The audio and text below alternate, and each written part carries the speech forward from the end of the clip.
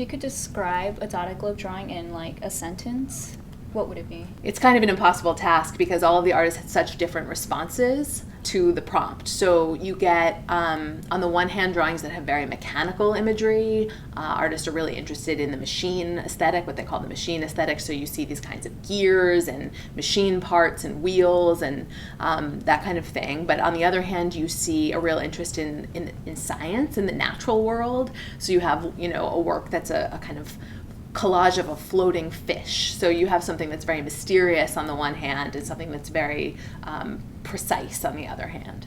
What do you think the main themes were overall in the drawings of the Dadaglobe artists? It's an interesting question. The drawings are mostly not representational per se. So in terms of a theme, I think that kind of machine aesthetic is there. A lot of the artists were thinking about Francis Picabia specifically, who was noted for that machine aesthetic, so they were thinking about his work. And many of the people who were invited for Dadaglobe weren't necessarily artists, but were writers. So for some of them, making visual art was new. So you have someone like Georges Ribot de Seine, for example, who's more a writer than an artist per se, but in making a drawing, he's kind of copying Picabia's machine aesthetic, and it's a little bit of an homage.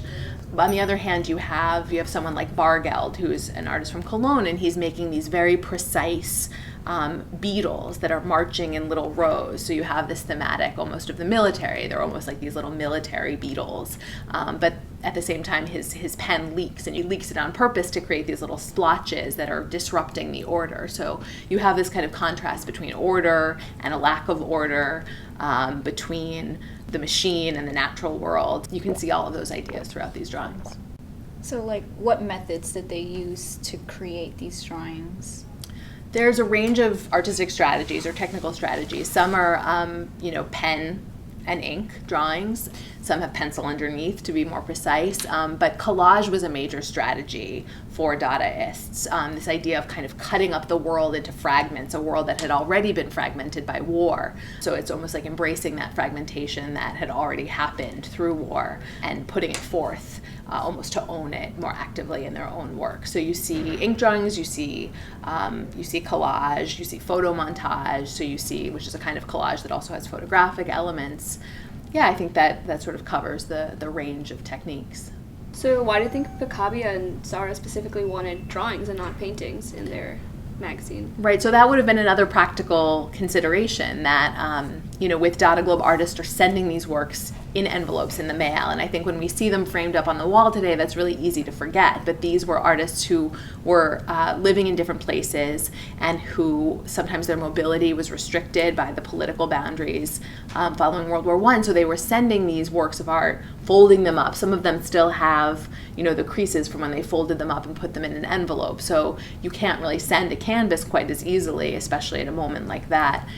So these were much easier to kind of fold up and send through the mail. So a lot of that dictates not only that it's a drawing instead of a painting, but also the scale of the work. So a lot of them are very intimate in scale, and the ones that are larger, you can see those fold marks.